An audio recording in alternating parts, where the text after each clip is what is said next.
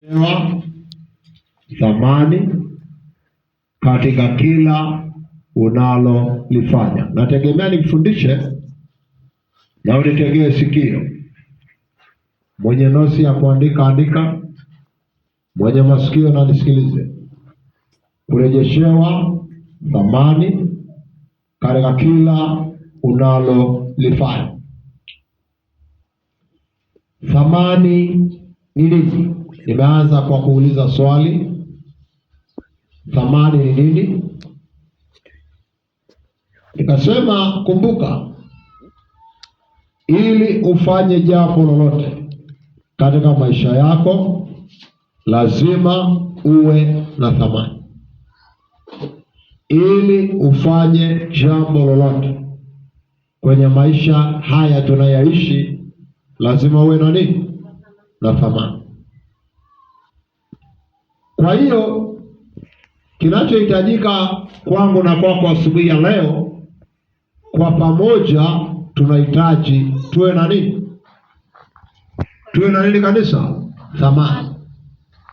Narudia, kinachohitajika kwangu, kwako, kwa pamoja tuwe na nini? Na thamani. Kanisa la Bwana, tunaelewana hapo? Isaya 43. Nianze na wewe unanisikiliza. Wacha nianze mstari wa kwanza kabisa tupate tafsiri halisi haya anayosema. Lakini sasa Bwana aliyekuuluku ya Yakobo, yeye aliyekuumba ya Israeli asema hivi: usiogope, maana nimekukomboa. Nimekuita kwa jina lako, wewe u wangu. Upitapo katika maji mengi, nitakuwa pamoja nawe, na upitapo katika maji mengi nitakuwa pamoja nawe, na upitapo katika mito haitakugharikisha. Uendapo katika mwali wa moto hautateketea, wala mwali wa moto hautakuunguza. 3. Maana mimi ni Bwana Mungu wako, mtakatifu wa Israeli, mkombozi wako. Nimetoa Misri kuwa ukombozi wako, nimetoa Kushi na Seba kwa ajili yako. Kwa kuwa ulikuwa wa thamani machoni pangu, mwenye kuheshimiwa, nami nimekupenda. Kwa sababu hiyo nitatoa watu kwa ajili yako, na kwa ajili ya kabila za watu, kwa ajili ya maisha yako. Nilifundisha somo hili katika kipengele kinachoitwa Mungu atawainua watu kwa sababu wao una thamani. Lakini leo ninaenda kufundisha kinachoitwa kurejeshewa thamani katika maisha ya nani? Ya kwako. Nisikilize na unitegee sikio. Maana Biblia inasema mwenye thamani ndio Mungu atatoa mataifa, atatoa makabila ya watu kwa ajili ya maisha yake. Kwa hiyo nafundisha uelewe kipengele kinachoitwa thamani ya Mungu kwenye maisha yako. Thamani ya Mungu kwenye maisha yako. Mfano, nafundisha kwa mfano ya kwamba kinachojenga chochote unachotaka kujenga, mfano ni nyumba. Ili uwe na nyumba na ukae ndani na ufurahie matunda ya kazi ya mikono yako, kinachojenga ile nyumba ni thamani iliyoko wapi? Naongea na kanisa. Ni thamani iliyoko wapi? Ndani yako. Kanisa, tuko pamoja? Amina. Lakini narudi kwenye swala la mfano. Kuoa, kuolewa. Pana wanafamilia, mwe na watoto, mfurahi baba mama na kizazi chenu ambaye Mungu amewapa.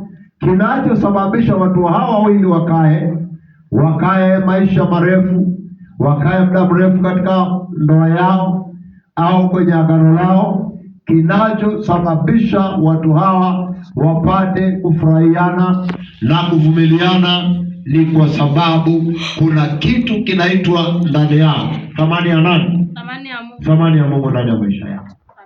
Kanisa, tunaelewana hapo? Amina. Na jambo jingine ambalo pia nimekuonyesha sasa, kupendwa sio uzuri wa mtu. Yaani ni binti ni nani?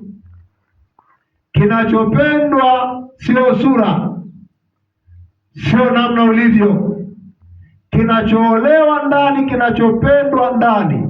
Yaani katika maisha ya mtu yoyote ambaye unasema unampenda, kama ni wale wanaohusiana, wanaoingia kwenye mahusiano ili waoane, kinachokusababisha uolewe si kwa sababu ya uzuri wa sura, ni kwa sababu wewe ndani mwako una nini? Unatamani. Unatamani. Kanisa la Bwana, tunaelewana hapo? Kwa ukiona unapendwa, unaona unapendwa. Sasa nazungumza kupendwa katika nyanja mbalimbali au hatua mbalimbali. Kama wewe ni mwajiriwa, unapofanya kazi, wale wakubwa wako wanatokea kukupenda, wanaithamini kazi ya mikono unayofanya, kwa sababu ndani yako una nini? Una thamani ya kimungu. Kwa hiyo unaona, kama ni mfanyabiashara, unakuwa na wateja wengi, hata kama kuna maduka 100 wamekuzunguka, lakini pale ulipo wewe ni la kwako linatokea tu kung'ang'aniwa na kupendwa. Aina bidhaa unazozalisha, unazoziuza, unazosambaza, ni kwa sababu kinachosababisha wale watu wanakutafuta, wanakuja wanang'ang'ana na wewe. Hata wangelikuta foleni, hata wanapanga msururu wa watu wengi, hawaendi. Hata kama jirani ana hiyo bidhaa ulizo nazo wewe, hawaendi. Kinachowakalisha na kinachosababisha wapende mahali pako pa kazi yako, mahali pako pa biashara yako, mahali pako pa ufugaji wako, ni kwa sababu ndani yako kuna nini? Kuna thamani ya kimungu. Sema amen. Kwa hiyo naomba uelewe sana, kwa sababu Mungu amenifundisha somo mimi la ajabu. Akaniambia kwamba ili kila mmoja apate kukaa nafasi yake, nafasi ya kazi, nafasi ya baraka, nafasi ya kuolewa, nafasi ya kulea watoto, nafasi ya kusoma na kufaulu. Tambua thamani ambayo Mungu ameweka wapi? Ndani yako. Tumeona kwenye Isaya anasema atainua watu, makabila, mataifa watakuja kwa ajili ya utumishi wa kutumikia maisha yako. Lakini kinachosababisha wale watu wakuogope, wakutafute, waje kuwa watumishi wako, ni kwa sababu ndani yako unayo nini? Thamani. Asifiwe Yesu mwana Mungu. Kristo mwema asifiwe. Amina. Kwa wanafundisha namna ya wewe kuijua nini? Thamani. Thamani ya Mungu haipatikani kwa sababu umesoma sana, haipatikani kwa sababu wewe umeenda mataifa mengi, au unajiona na watu wakubwa katika taifa hili au mataifa mengine, au kwa namna yoyote ulivyo. Kilichokusababisha leo ukawa na hilo jina zuri, ukawa na kicho ambacho kinapendwa ndani yako, inathaminiwa ndani yako, ni kwa sababu kinachokufanya uonekane, ujulikane, utafutwe, ukimbiliwe, uheshimiwe, uthaminiwe, kila unalolifanya ipendwe, ifuatiliwe, ni kwa kuwa ndani mwako kuna nini? Kuna thamani. Kuna thamani. Sema amina kanisa. Amina. Kwa kama hauna thamani, hakuna kitakachoenda katika maisha yako. Sema amina. Amina. Tuko pamoja lakini kanisa la Bwana. Amina. Asifiwe mwana wa Mungu. Amina. Sasa ni vizuri sana uelewe mafanikio ya kwako hayako kwa sababu unajenga, hayako kwa sababu unajua kutafuta fedha. Kinachosababisha uwe na mafanikio ni nini? Ni thamani iliyoko ndani yako. Ni nini kanisa? Thamani ya Mungu iliyoko ndani yako. Ni thamani ya nani? Ya Mungu iliyoko ndani yako. Bwana Yesu apewe sifa. Bwana Yesu apewe sifa. Amani itakuja kwenye nyumba yako. Amina. Kama ni binti hujaolewa, tarajia mwaka huu kuna mambo makubwa yatatokea kwenye maisha yako, maana Mungu hawezi kuongea jambo ambalo halitatokea kwenye maisha yako. Sema amina. Sema amina. Kuna thamani ya Mungu inakuja ndani yako. Kuna kibali kinakuja ndani yako. Kuna kibali kazini unaenda kupata sasa. Maana Mungu ameniambia kama kwa wale wanaofanya kazi, haijalishi uko hapa huko popote ulipo, sauti ya Bwana inakufikia. Inaweza enda mpaka ofisini kwako, inaingia katika biashara yako, inaenda kwa watoto wako, inaenda kwenye taifa ulipo. Naongelea habari ya thamani, kwamba kuna mtu anaenda kuinuliwa, kuna mtu anaenda kupendwa, kuna mtu anaenda kupanda cheo, kuna mtu anaenda kupata promotion, kuna mtu anaenda kupata kazi, kuna mtu anaenda kufaulu. Maana nimekuwa na malango 7 ya kuinua thamani. Nainua thamani ya kazi, nainua thamani ya promotion, nainua thamani ya biashara, nainua thamani ya kibali chako, nainua thamani ya watoto wako, nainua thamani ya kuolewa kwako na kuoa kwako. Kuongezewa thamani. Amina. Hata kama ulikuwa nayo, Bwana leo anakurejesha thamani yako. Amina. Utaenda kuwa na thamani ambayo si ya kawaida kwenye maisha yako. Sema amina. Amina. Tuko pamoja lakini wateule wa Bwana. Amina. Bwana Yesu apewe sifa. Amina. Kristo Yesu apewe sifa. Amina. Angalia, inafundisha kwa habari ya mafanikio, kwamba kumbe mafanikio ya mtu yamefungwa kwenye nini? Thamani yako. Kibali chako kinachobeba kibali ni ile thamani iliyoko hapo ndani. Kinachobeba masomo yako, ufaulu, ni wewe kwanza na thamani. Maana kama una thamani, hata tungekupa mamilioni ya pesa, utaishia kula mandazi, utamaliza na mwisho utaanza kulia kama usionaji, kama mtu asiye na chochote. Lakini Mungu amekuamini, akikupa thamani, hata kama una shilingi 10,000, hiyo hela itazidishwa na itazaa na itabarikiwa. Amina. Kwa wewe unayefuga, hata kama ni kuku nafuga 1 au 2, nataka nikwambie saa ile utakapokuwa na thamani, wataongezeka, watabarikiwa katika jina la Yesu. Amen. Sema amina. Waliobarikiwa na Bwana. Tuko pamoja na ile mtaulo wa Bwana Yesu. Leo nafundisha namna ya kuwa na nini? Na thamani ya kimungu. Maana Mungu ameniambia ninachoombea tu. Niambia niombe thamani ya taifa, niombe thamani kwa ajili ya familia, niombe thamani kwa ajili ya kanisa. Maana kuna mahali tumenyang'anya hiyo thamani. Lakini leo Mungu atarejesha kwa anayetenda kwa haki. Sema amen.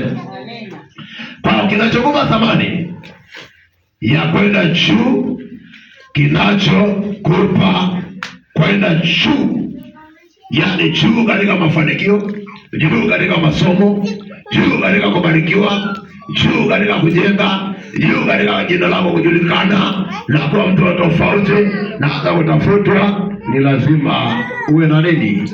Thamani. Wakristo wengi wanafanya mambo yao lakini hawana thamani. Unaweza enda ibada, kinachosababisha wengi waabudu wawe na hofu. Umeona kwenye Methali leo anasema Mungu atawapa thawabu wale wanyenyekevu wanaomcha yeye. Kwa kumbe kinacholeta thawabu ya unalolifanya ni wewe kuwa mnyenyekevu mbele za nani? Mbele za Mungu. Kwa kuwa wewe ni mcha Mungu, Bwana atakuongezea thawabu. Amen. Sema amina kanisa la Bwana. Amina. Lakini Wakristo wa leo wengi wamepoteza nini?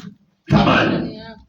Kinachosababisha uwe na hofu ya Mungu, uogope unaposikia habari ya Mungu, moyo wako ukishtaki, dhamiri yako inakushtaki, usipoabudu unasikia vibaya, unashinda una amani, maana unaona kuna jambo kubwa limekupungukia leo, kwa kuwa hujapata ibada kwa nini? Mbele za nani? Za Mungu. Ni kicho kinachokufanya usikie vibaya, ni ile thamani iliyoko wapi?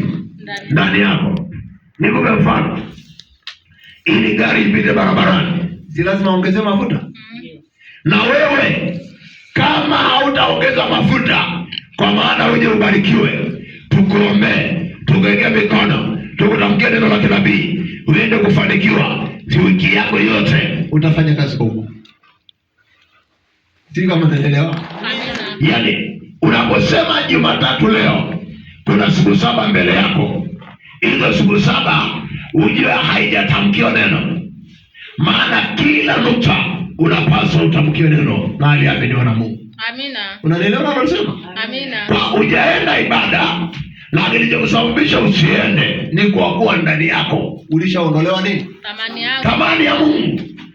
Ile thamani inayokufanya uogope, uamke asubuhi, uandae sadaka, uandae familia, unakuja mapema ibadani. Lakini kwa kuwa leo thamani imeondoka, ndio maana unajifanyia mambo unapofanyaje? Unapotaka mwenyewe. Au fanyi vile Mungu anavyotaka, kwa sababu thamani imeondoka. Ndio maana nimetumia msamiati, tunasema Wakristo wengi wanafanya kazi lakini hawana nini? Thamani. Hawana thamani. Biashara nyingi zina kolapsi. Watu wengi wameajiriwa, hawapandi daraja, hawana nafasi yoyote kwenye kazi wanazofanya. Wanakuja walio nyuma yako, wanakupita, wanapata cheo, wanapanda, wanaenda, unaanza kuleta mabosi, na wakati mwingine hata qualification kati yako wewe na wao, pengine wewe unayo kubwa kuliko wao. Lakini thamani hauna, na umejikalia hapo, umeridhika kwamba sawa tu. Sio sawa. Mdai Mungu akurejeshe thamani yako. Kama ni kazini, wewe uende wapi? Top, wewe juu. Kama unafanya biashara, Mungu akukusanyie wateja hata mahali popote walipo. Malaika wanaofanya biashara na wateule. Kwa asubuhi unapoamka, tuna uumbaji, waambia wa malaika. Ayubu anasema kabla ya mapambazuko haijaanza, nitaamuru kwanza mashetani ya kumutwe. Peleka mapigo juu ya wanaokutesa, peleka mapigo wanaochukia mafanikio yako. Waambie Bwana na wakumuta hawa ambao usiku wa leo, asubuhi yangu ya leo, wanatangulia kutaka kuzuia mafanikio yako. Amina. Wanazuia faida yako. Leo na waondoa kwenye njia ninaipitia mimi. Amina. Usipoabudu, maana yake huwezi kutengeneza nini? Yeah. Sema thamani. Thamani inatengenezwa na mtu ambaye ana hofu ya nani? Ya Mungu. Kwa ili utengeneze mtaji, ili utengeneze faida, ili utengeneze pesa, lazima uwe kwanza na thamani inayokupa utengeneze vinavyotaka. Kanisa, umenielewa? Amina. Lakini huwezi kwenda kazini hauna thamani. Hawezi kwenda kwenye biashara hauna thamani. Hawezi kwenda kwenye masomo yako kama thamani ya Mungu haiko wapi? Ndani. Kinachosababisha wote tukue, tuendelee, ni sisi kuwa na nini? Na thamani ya Mungu ndani mwetu. Sema amina. Amina. Kanisa la Bwana, tunaelewana hapo? Amina. Okay, Wafalme wa Pili 8:4. Kitabu cha Wafalme wa Pili. Natamani na wewe pia ufike hapo. Kuna kitu nataka nikuonyeshe, mtumishi wa Bwana. Naongelea habari ya thamani ya mtu. Asifiwe mwana wa Mungu. Nasema Bwana Yesu apewe sifa, mteule. Naomba tafadhali sana tufike hapo ili tusafiri pamoja.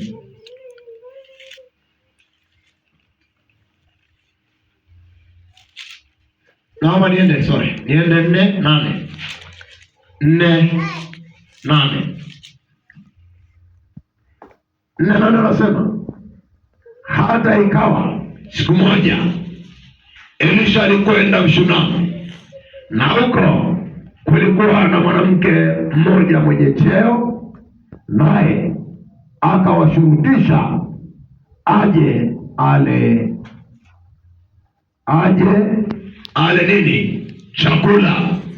Ikawa kila walipopita njaa ile uingia kula chakula.